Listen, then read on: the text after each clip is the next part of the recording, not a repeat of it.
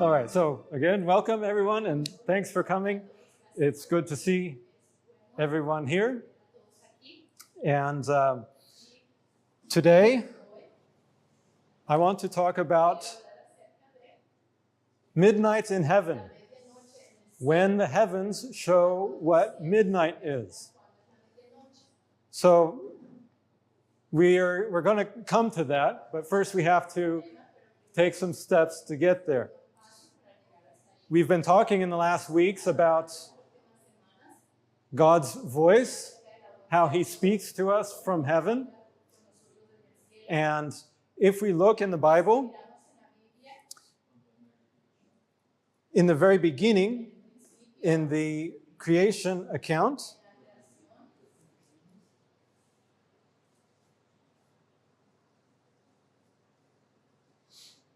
Jesus, the Bible says, and here we have the three different languages. In Spanish, you can follow there. In German, and I'll be referencing the English. And in Genesis chapter 1, very first chapter, and in verse 14, and God said, "Let there be light in the firmament." What's the firmament? That's the heavens above. The firmament of the heaven to divide the day from the night. So what does that talk about? The day we have what light? We have the sun. And at night? The moon. Most of the time. All right. And let them be for what? For signs. And for seasons. And for days and years. So when God created the world, he made the lights in heaven, the sun, the moon, and the stars, to serve these purposes. Divides day and night, but also for signs, and then for telling the time. We can summarize all that, seasons, days, years. That's all about measuring time. But it also says for signs. God gives signs in heaven through by using the sun, the moon, and the stars.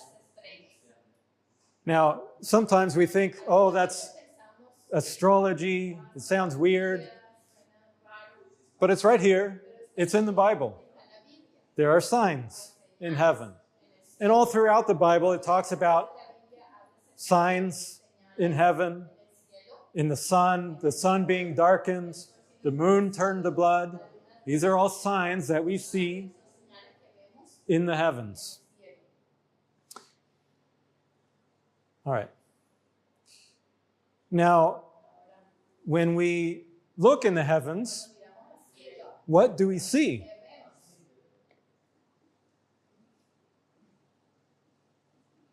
Okay, so here is something you might see on a clear day. You look out, you see your scenery, and there's the sun. Okay, that's not much to look at, right? What happens when the sun sets?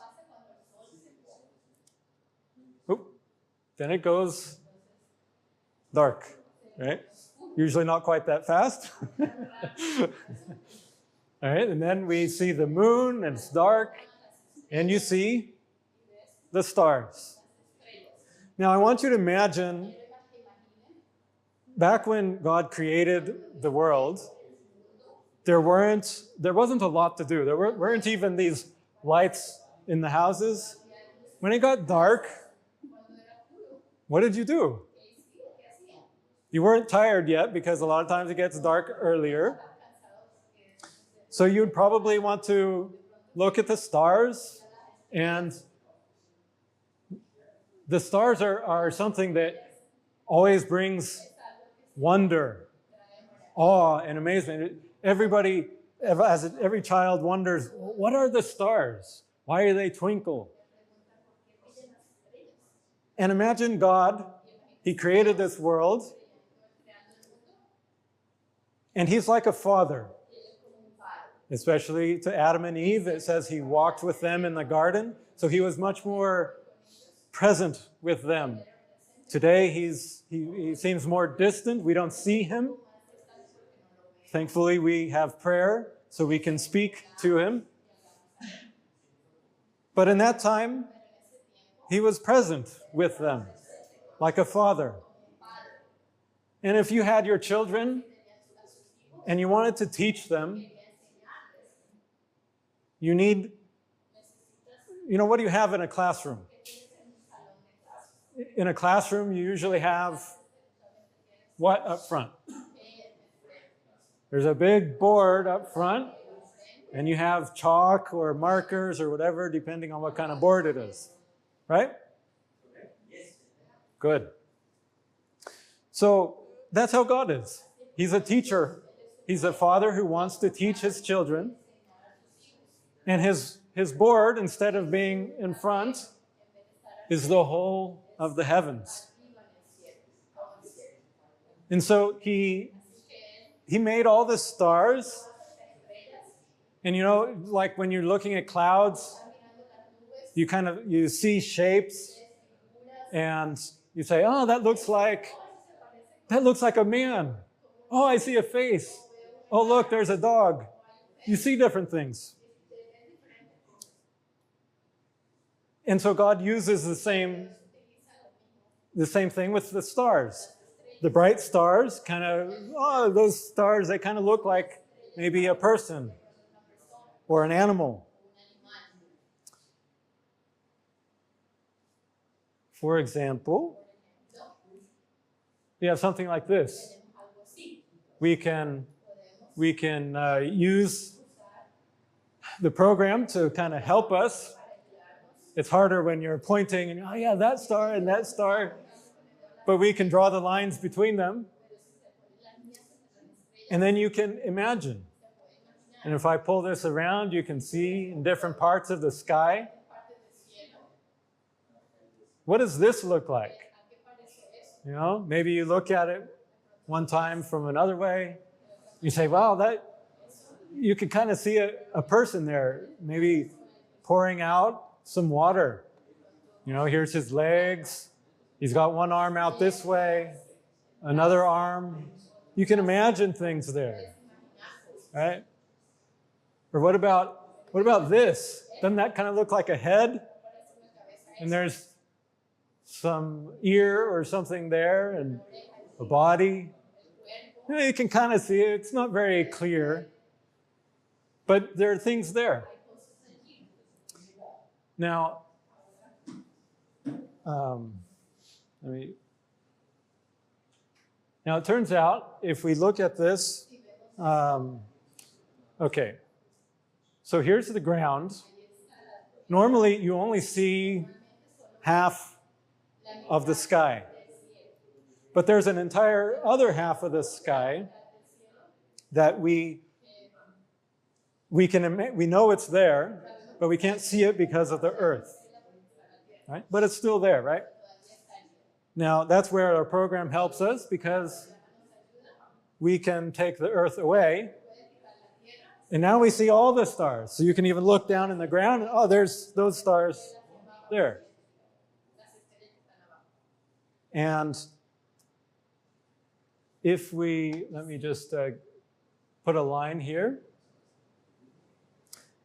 Here's a line that we can draw, and this shows us the path, because the path of the sun.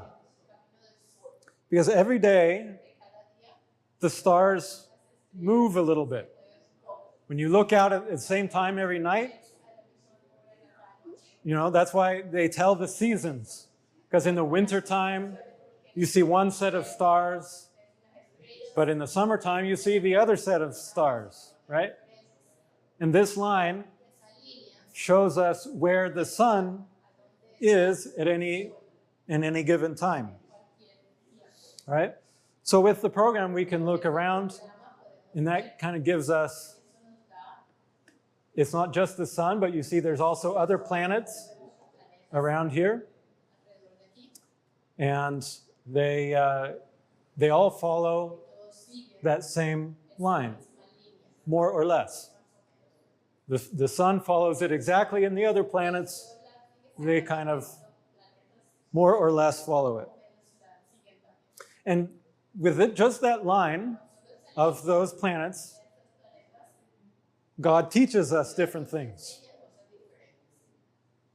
Now, how does he do that? They're like pointers. He highlights that one place. He says, oh, here's where the sun is. Look here. What does that look like? And then he tells a story about that. He said, well, and a lot of times you have to turn yourself upside down. Well, that kind of looks like you can see a cat. Here's the head looking that way, lying down. Here's the tail. All right? And then he tells a story, and well, it's a lion. And maybe he talks about Jesus. There's coming the lion, and he will come from my people. He tells a whole story depending on, right now it's August, and the sun is in the lion.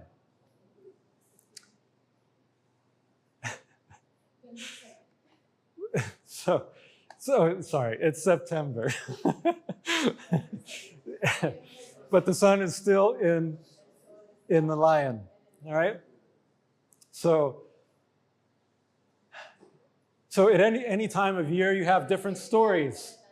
Your children, a lot of times, they want to hear the same stories over and over again. You repeat them, right? So every year, God has his storybook turning around the world. And every night, you can look out and he would talk about the different stars, point out the different pictures. And there's a Bible verse that is very interesting. It comes from Psalm 147 and verse 4. It's talking about God and how it says, he telleth the number of the stars. He knows how many stars there are, but more than that, it says, he calleth them all by their names. So that means the stars have names. Who gave the stars names? Now again, imagine God with his creation. He's telling the stories. And then he says, see that star? That means this. And he gives a name for it.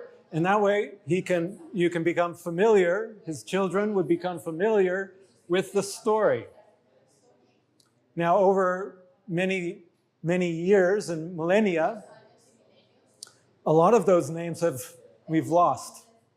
But there are still quite a number of names of stars that we know from ancient times. And ultimately, we have it in the Bible that they have names. So God gave names to the stars.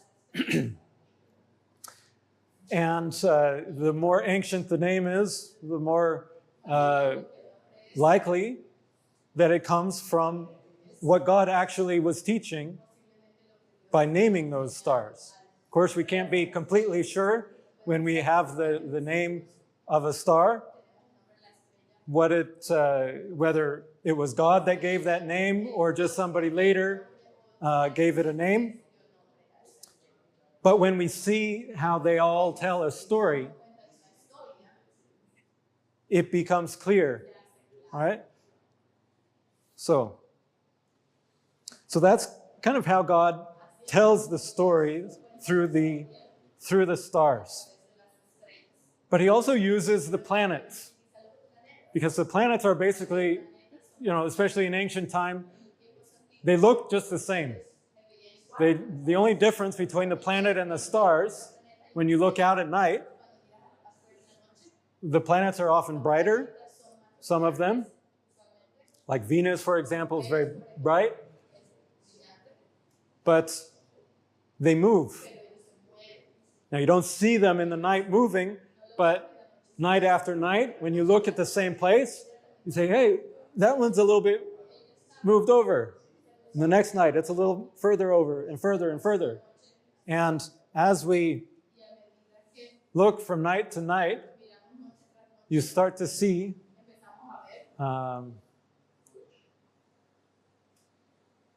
you see how the whole heavens move. They turn. And then as you're looking every night, it looks a little different. Sometimes they get brighter, sometimes they're dimmer, sometimes they go away out of view. There's the sun coming out in the daytime. This program is very nice because it shows us all these things whenever we want and however we want. So, let's just look at the stars now.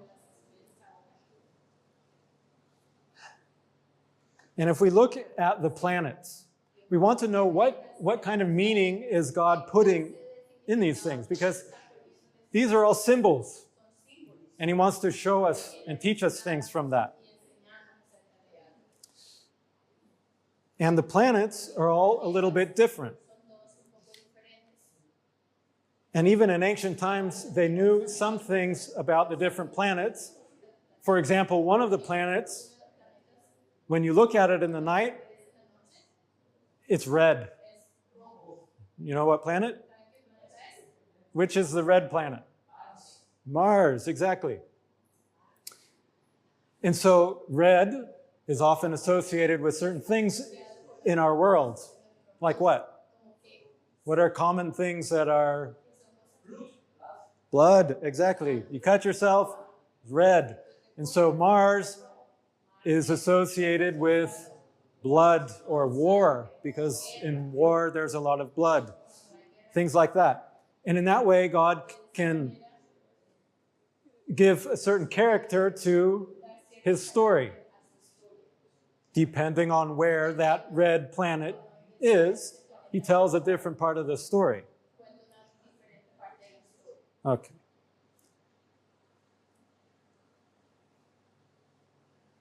So, for example, here are the different planets. Jupiter is the biggest planet, and we'll look at that again a little bit later, but it has these bands on it, stripes on the planet, and if you have a nice enough telescope, you can actually see those.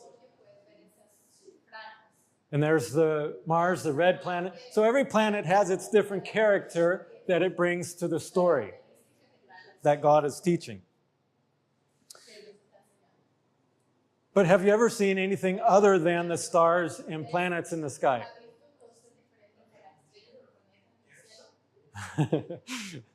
Sometimes there are other things.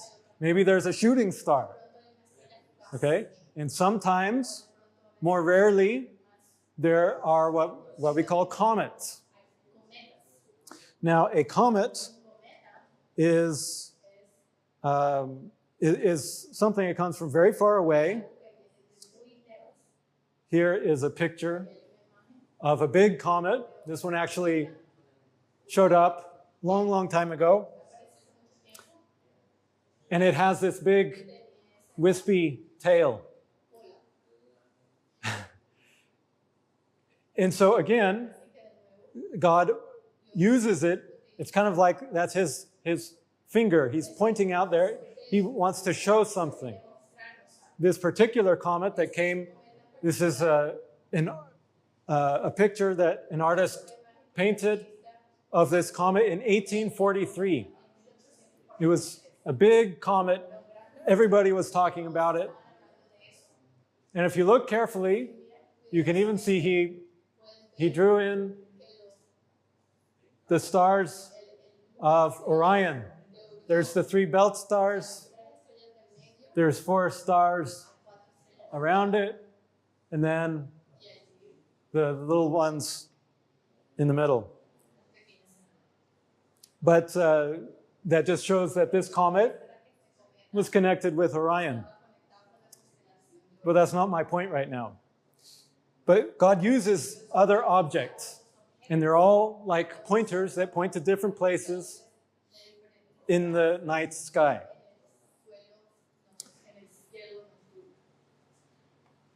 Now, these comets, they don't have to follow the line of the sun. Remember we had that line that I put in there? The sun goes along this line, and all the planets follow it. But the comets, they don't have to. They can come in from any different place.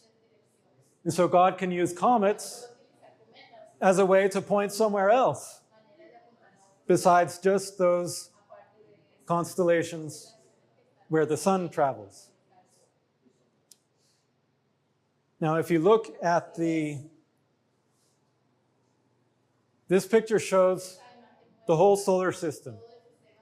Here's the sun in the middle, and then all the planets are going around in that area. But the comets, they come from this big cloud far, far away from the sun. And this is like the path of one, coming way far, far, far away. And then it comes close to the sun, whips around, and goes back way far away again. And it takes thousands, sometimes tens of thousands or millions of years that it would take for that comet to come. So they only come once often. There are some comets that come closer more often. You've heard of Halley's Comet, probably. At least in the north, we have Halley's Comet. And it comes every so many years. Those are closer comets. But there are the comets that come once, and that's it. They come from this cloud that's far, far away. It's the furthest thing away from the solar system that can still be called part of our solar system. All right. And they call this a cloud. And the reason for that comes from what a comet actually is. Do you know what a comet is made of? A comet is actually water. Most of it is just water. Okay, but it's very far away, and so the sun isn't there to give it any warmth, so it's really ice. They're just ice stones that come, and as they come closer to the sun warms them up, and some of that ice comes off. And that's why they make that cloud, and they look beautiful. It's because of all the water that's coming off of that ice core. And a cloud, of course, in the sky is also water. It's made from water drops. And even our clouds are often cold enough. If you were actually to go there, it's cold. And they are often ice crystals in the clouds. So when we talk about comets, they're represented by clouds. And we even call it a cloud. And those comets come from the big cloud, which is called the Oort cloud, named after an astronomer who had the idea. So I want to talk about a special comet that we've learned a lot from. Now, I have a video that I want to play.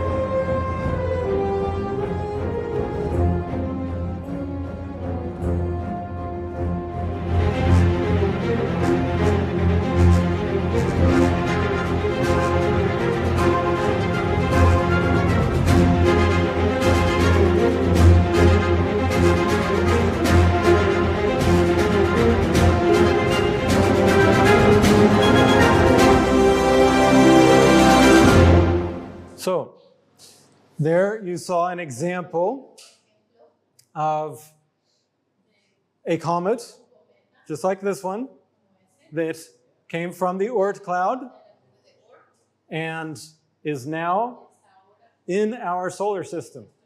So we can see it. It's been observed. And for those of you who were able to see what was written in the video, it has many very interesting characteristics. For example, it was discovered on a special day. Who caught it from the video?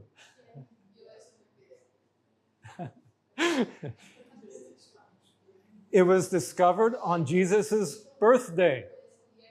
Now, not Christmas, because we had, in the Bible, they had a different calendar. And when you study that and you study out when Jesus was actually born, it points to a different date. And it's easy to remember, actually, because we want Jesus how much of the time? We want him 24/7. Right? And Jesus' birthday is the 24th day of the 7th Hebrew month. So it makes it easy to remember. It's on the Hebrew calendar, not on our calendar. It comes in around October. It's different every year. And when this comet was discovered, it was exactly on that day in 2014, on Jesus' birthday, that they found this comet in the pictures of their telescope. So that's interesting. How often does that happen? Not very often. And that's just one point. Another thing is when it comes the closest to the sun,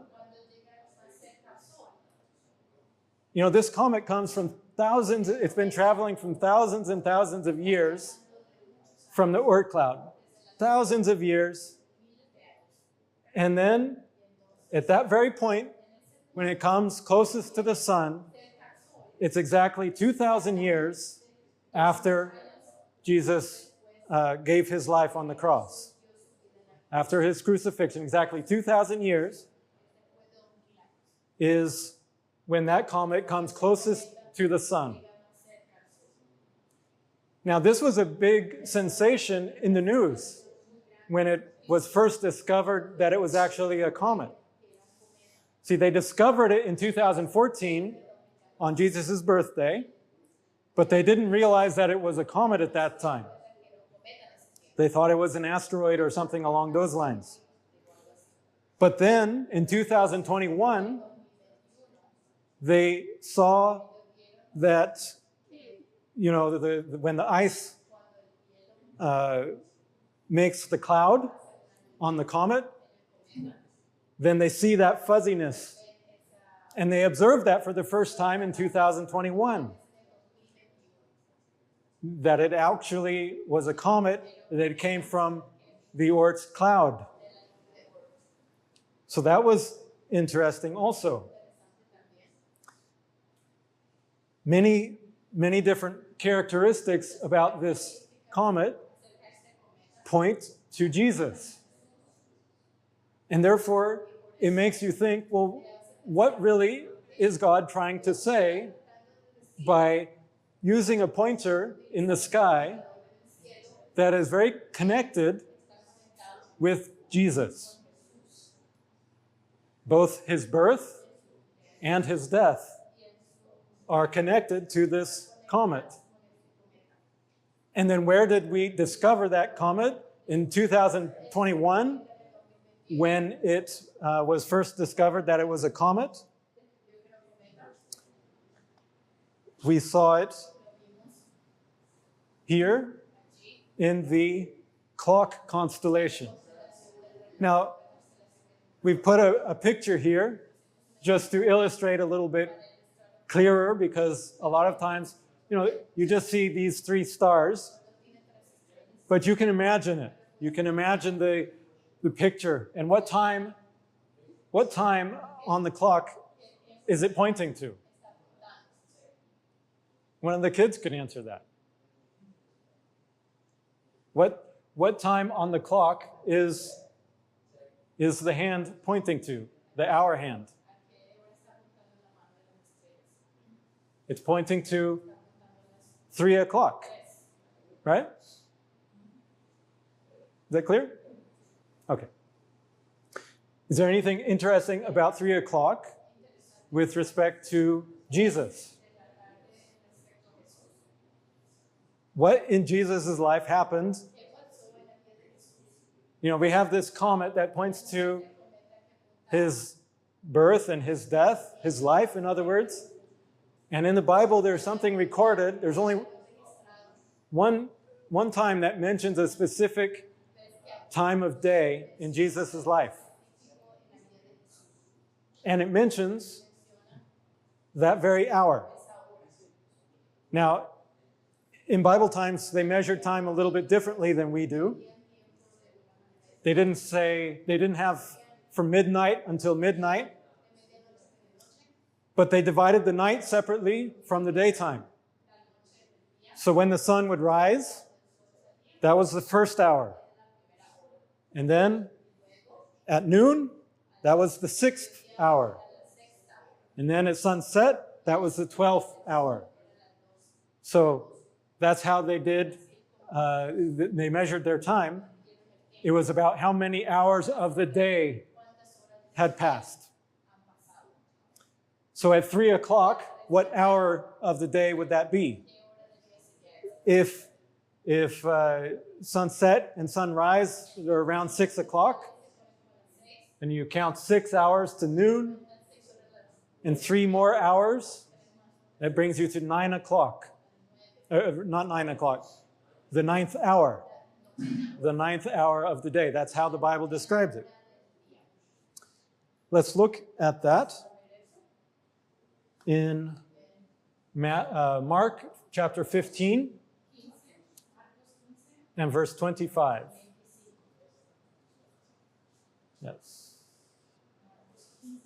So it's describing, if we look at verse 24, it's describing the time of his life at his death. In verse 24, it says, "And when they had crucified him, they parted his garments, casting lots upon them, what every man should take." And then in verse 25, "And it was the 3rd hour." So what is the 3rd hour? 6 o'clock would be sunrise. 1st hour, 2nd hour. The 3rd hour would be 9 o'clock, as we're used to it. That was when Jesus was crucified.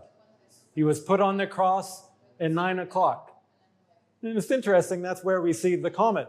It's also at 9 o'clock. Okay. But that wasn't the only time. If we continue on a little bit later in verse 33, it says, "When the 6th hour was come," so that was noon, what we would call 12 o'clock. "When the 6th hour was come, suddenly there was darkness over the whole land until the 9th hour." So this was a surprise to the people. It's high noon, the sun is out, but over the cross, it became very dark. There was darkness over the whole land for 3 hours, from the 6th hour until the 9th hour. And at the 9th hour, Jesus cried with a loud voice, saying, "Eloi, Eloi, lama sabachthani," which is being interpreted, my God, why hast thou forsaken me?" And some of them that stood by when they heard it said, behold, he calleth Elias. They had the same language problems that we do. They didn't understand what he was actually saying because he wasn't speaking their language. And they guessed. But then, in verse 37, Jesus cried out with a loud voice, and he gave up the ghost. So he died. That was at the 9th hour. So here are the different times. We have, he was put on the cross at the 3rd hour, or hour 9 o'clock. And then at noon, there was darkness all the way until 3 o'clock. And what happened at 3 o'clock? That was when he died. Okay? So this clock in heaven, by the way, this is in the southern hemisphere. So that means we, in our sky at night, can often, the stars are faint. So if there's too much light, you can't see it very well. But it can be seen from in our night sky. But this clock is pointing to the hour that Jesus died. So this adds to the special things that we saw about the comet, because not only was this comet discovered on Jesus' birthday, it comes closest to the sun 2,000 years after his death, but also it's in the clock that points exactly to the hour of his crucifixion. All right? And if we look at the path of the comet, this shows where the comet has been and then where it's going. Okay, as of 2021, this is when it was first discovered to be a comet. Now it's already out here somewhere. It's already coming out of the clock. And these 3 loops took place, the comet moved across that loop over the course of an entire year.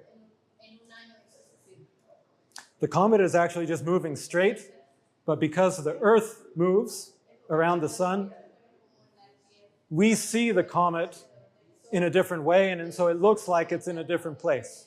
That's why it does that. But the interesting thing is what this is showing.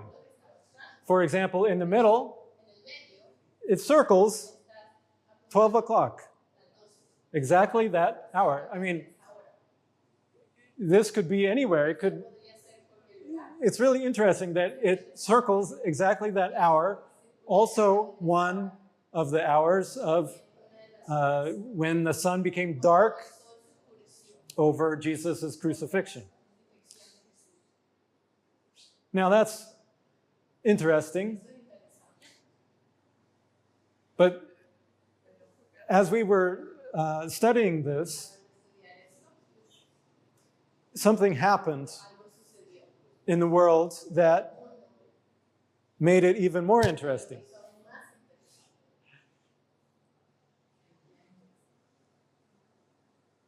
Maybe you even remember it. This is a picture over the Pacific Ocean. There's a tiny island there called Hungatonga. You can't even see it in this picture. And on that island, it's from a volcano, and on January 15th, 2022, it erupted. Now, for most people, okay, volcanoes erupt all over the world. You hear about it for a week and it goes away. This volcano really had so many different characteristics about it that the scientists have been studying it ever since. There's still articles that are being written and published about this volcano and what happened, because it was very unique. This is the island, what it looked like before the volcano. On January 6, 2022, that was its form. And then on January 15th, but before the eruption happened, you see, the day before, on January 14th, it erupted, but just a small eruption. And in that eruption, you can see how it made the island sink. It formed a little bit more out here. It changed it a little bit. And the main part of the volcano, now it was underwater. So all that water was going inside where the hot magma is of the volcano. And that made it explode on January 15th, the next day. And then after that, it almost completely just obliterated the whole island. It wasn't an inhabited island. It was very small.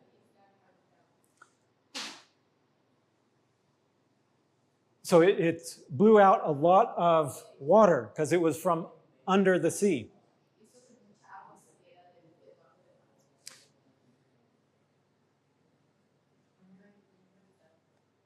Okay. Now, I want to show you a Bible verse that comes from Revelation, and we'll see how this connects to it. All right, Revelation chapter 18 and verse 21. This chapter in Revelation talks about the fall of Babylon. Now, Babylon was an ancient city, and they took Israel captive. So they were like the enemy. So when Revelation talks about Babylon, it's talking about the enemies of God and of God's people. And this chapter is talking about how Babylon will fall. Okay? So the destruction of this city, Babylon, is talking about the destruction of God's enemies. And then in verse 21, it talks about a mighty angel took up a stone like a great millstone and cast it into the sea. Now, what happens when you cast a big stone into the sea? Have you ever done that? You throw a heavy stone into the sea. It goes down usually with a boop. And then what happens after the stone goes under the water? What comes up? A lot of water, right? All that heavy rock, it goes down, and then a bunch of water sprays up. It's kind of like what happened with the volcano. It's just a relationship. There are many other reasons why we look at this volcano. But anyway, thus with violence shall that great city Babylon be thrown down. So God is making a comparison with this illustration of throwing a big stone. You know, a millstone is what they used to make flour. You know, in ancient times, they didn't have electric mills, so they would use a big stone, and they would put the flour, the wheat in between, and they would grind the stones together and make flour that way. But and they were very heavy. So it gave them a good illustration of what it would be like, and that would be the way Babylon would be destroyed. Would be like throwing a big heavy stone, a millstone, into the sea. And then it wouldn't be found anymore at all. Now, these are symbols. It's just a comparison. God is comparing. He even says, the angel took up a stone like a great millstone. So he's using this as an example for how Babylon will fall. All right? So now let's start to put these pieces together. The clock, the volcano, and this millstone. Okay. In this picture, this is looking back at the heavens, and this is exactly on the volcano. Okay? We're in the middle of the ocean, and it's quite distorted because we're looking at the entire sky. So here's north, and there's south. So from one end of the sky to the other, you have the whole sky around, all in this picture. All right? And directly in the middle, that's what these green lines are for, to show exactly the middle of the sky. So that would be looking straight up if you were on the tip of the volcano. And that point, magnified here, comes right there at the base of this constellation. It's helpful to have the picture just to kind of visualize it, but you can see why they visualized it like that, pouring out of water. And there's a story related to this constellation. There are many stories.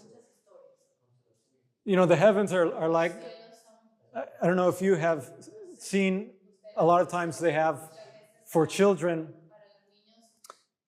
felt boards, where you have a fuzzy board, and then you have little cutouts of people, different characters. You put a scene on the board, and then you have the characters, and they all stick to the board. You know what I'm talking about? That's kind of how it is with the stars. They're all different characters that God has on his felt board. And sometimes you use the same one in different stories to tell a different part of the story. And so in one example, one story, this constellation it represents God the Father giving life-giving water, the water of life, to his people. He's pouring that out. So anyway, it's the story is that he's filling the sea, so to speak. So all this ocean is at the base of his water pot. He's pouring it out, and he's filling the sea. He's called Aquarius because he's filling the sea. Now, at this very time, when the volcano erupted, there was another comet at the top in the water pot. And we were following that comet, watching what was happening because we recognized it as coming into the sea because of its position. It had come into Aquarius. And so we were connecting that with this verse where it says, a mighty angel, you know, a person, a being in heaven, is like an angel. By the way, the word angel in the Bible, it just means a messenger. So many things can serve as angels. It doesn't have to be a person or with wings or however you imagine an angel, but it can take different forms. It's just giving a message. A messenger delivers a message, and that's called an angel in the Bible. But this angel, mighty angel, took up a stone so it's not the millstone, but it's like a great millstone. So, okay, how is this comet like a millstone? Well, notice Jupiter is also here in Aquarius. Now, Jupiter is an interesting planet. Many years ago, they were able to take some footage. The Voyager went around Jupiter, and this is what it saw. Now, these are the bands on Jupiter, and you notice they're moving.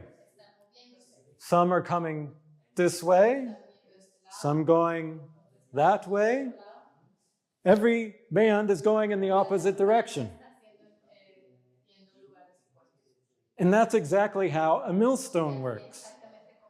You have two stones, two circular stones, and they're going in opposite directions. Okay? Usually the one is stationary and you turn the other one, but it's the same effect. But you get the idea. It's like a millstone. All right? So that is what gives this comet the character of a millstone. It's like, in the same area, a millstone. Okay? So here we have a symbol that connects to this verse in the Bible. We have the mighty angel taking up a stone, Aquarius taking up the comet like a great millstone. Jupiter is it's the biggest planet, the great millstone, and cast it into the sea.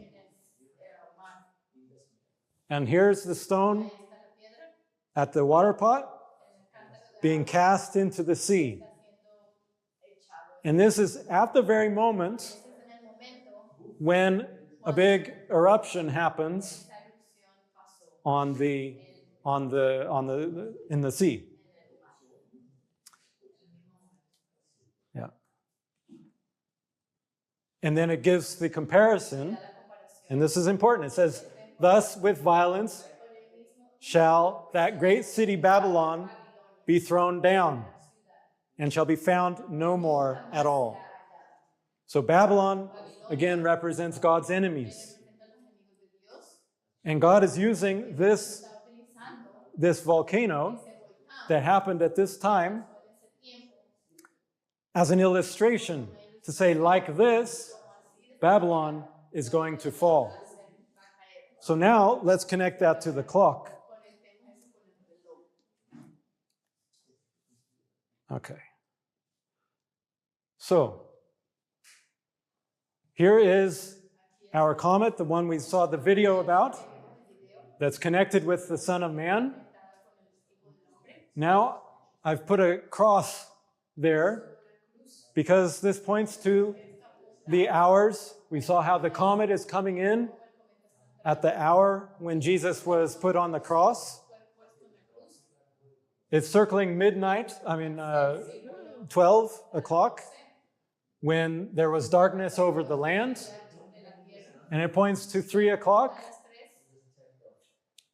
And there we have a cross. And of course, he was buried just before evening. So all those 4 points are reflected in Jesus' crucifixion. But here's this comet, and guess where it was at the time that that volcano happened? At the very moment when we saw that sign in Aquarius, that comet was right at 12 o'clock. That is, and it's connected with the fall of Babylon from the Bible verse that we saw. So this is how God is showing us a time on the clock. He's saying, right now, boom, when this volcano happens, it's 12 o'clock. And remember what happened at the crucifixion? It became dark. So this is a symbol for, you could say, the darkness in the world. It's a dark time, especially for Babylon. Okay, so what does this mean about how Babylon will actually fall? This marks the hour on the clock. But there needs to be something else that tells us, remember, because it says, like this, Babylon will fall. So, like this, so at 12 o'clock, Babylon will fall. But we need something else to tell us when that 12 o'clock is going to happen, because that happens every day.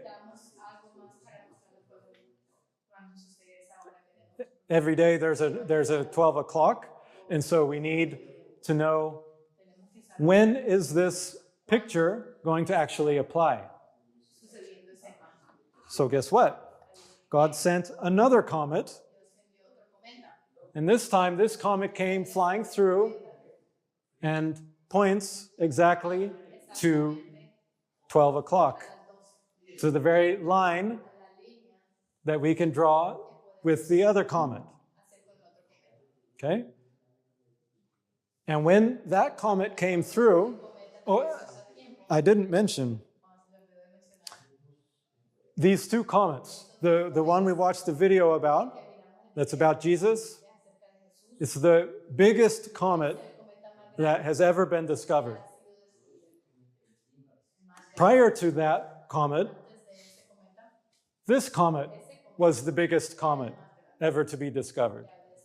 So here we have, in the clock constellation, the two biggest comets that have ever been discovered until this very day.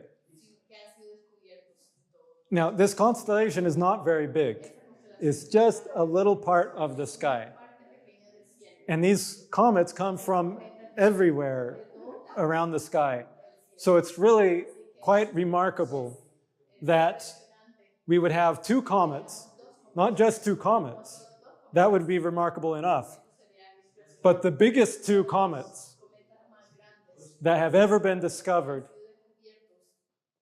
are right there in the clock at the same time. By the time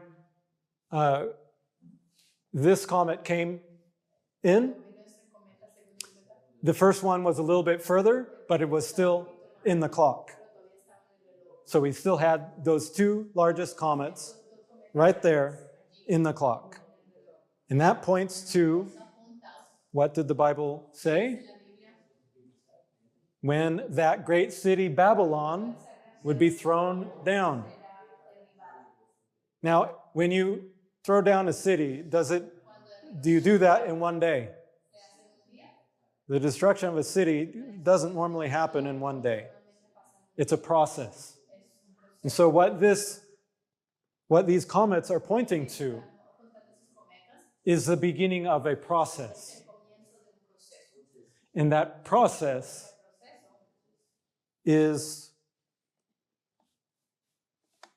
described, Jesus described it in Matthew 24 and verse 30.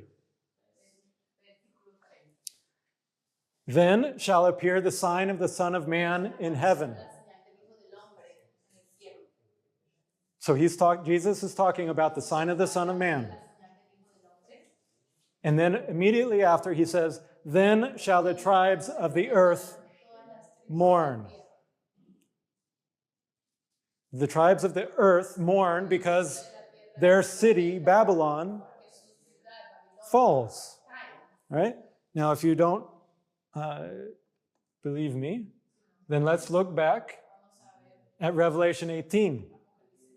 Because in this chapter, if we look earlier, the whole chapter is talking about the fall of Babylon. And it talks about 3 different classes of people. Starting with verse 9.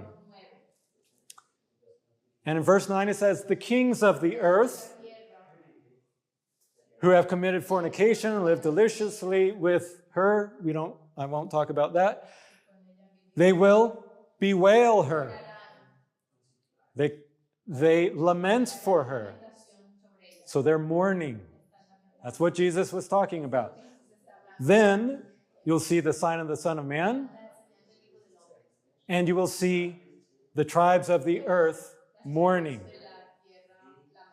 All right? They're lamenting for her when they see the smoke of her burning. Okay. And then it talks more about that. Then it talks about, in verse 11, the merchants of the earth. And the merchants of the earth shall weep and mourn over her. For no man buyeth her merchandise anymore. And then we go down further. Okay, yes. It says, for in 1 hour, so great riches is come to naught. And every shipmaster, there's the 3rd group of people, and all the company in ships and sailors, and as many as trade by sea, stood afar off. And what did they do? They cried when they saw the smoke of her burning, saying, what city is like unto this great city? And it's all talking about Babylon.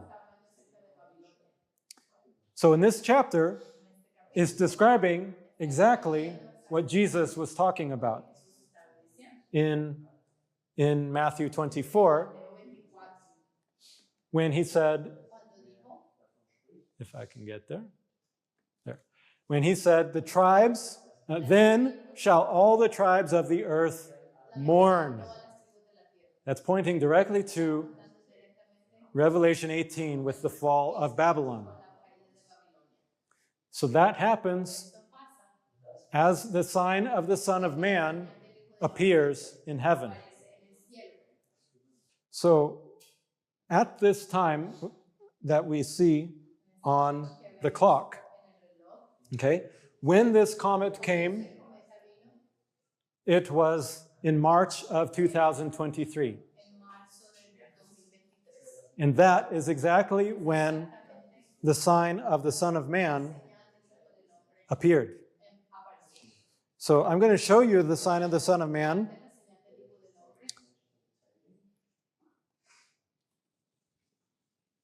Here's our clock.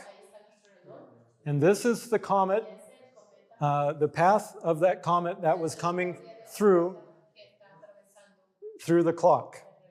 I didn't show the other comet there, but it's there as well. All right? So this comet comes through, and over time, over the course of more than a year, it paints that line. At the same time, from March of 2023, this year, another comet was crossing the river and forming another part of this sign. We've been talking about this for a few weeks, and we will continue to do so because there is a lot of information that God is communicating through this sign. And I'm not going to cover much about that now, but I just wanted to introduce how we came to the timing of the sign of the Son of Man and how that relates to the fall of Babylon. Because when Jesus comes, which is after this process takes place, when Jesus comes, he will, of course, destroy Babylon. It's a process, and that process has already begun. In different forms, we see the institutions of the world beginning to crumble and fall. And we see that with the banks. And the banks began, the big problems with the banks began exactly in March of this year. And we see the riots in France, especially, and around the world, burning the cities. There are many other things that relate to the prophecies that point to the fall of Babylon. It's already in progress. But we haven't made it all the way through. There's still several months left until this sign is complete. So with that, I will stop for now, and we can talk more about this amazing sign another time. But this gives us an idea of how God has communicated the timing by putting these things together. The volcano that marks the time on the clock when we're looking and we see the comets and we understand their meaning. Like we wrote in the video, the comet, we called it even the sign of the Son of Man because it was so connected with the Son of Man. And indeed, it pointed to the full picture of the sign of the Son of Man. There's so much to say, but we have to stop. So with that, let's have a word of prayer. All right. Dear Father in heaven, you are the creator who created these amazing things. You knew the end from the beginning. And you know where all of the objects are in the heavens. And when we will observe them, and you know what's happening on the earth at that time. And you desire us to look in the heavens, to see these things, to understand the time. Because Jesus said he was lamenting over Jerusalem because they didn't know their time. They didn't know the time of their visitation when they would be visited by the Lord. And so we thank you for showing us these things that we can begin after studying to understand what Jesus was really pointing to understand the time that it refers to understand how your clock works. And we just praise you for your many works and wonders in the heavens, and also for what you've done in our lives on the earth. We thank you for that, for all that you've done and you've shown us on the cross. in your example. And we just praise your name, the name of Jesus, the wounded one. Amen.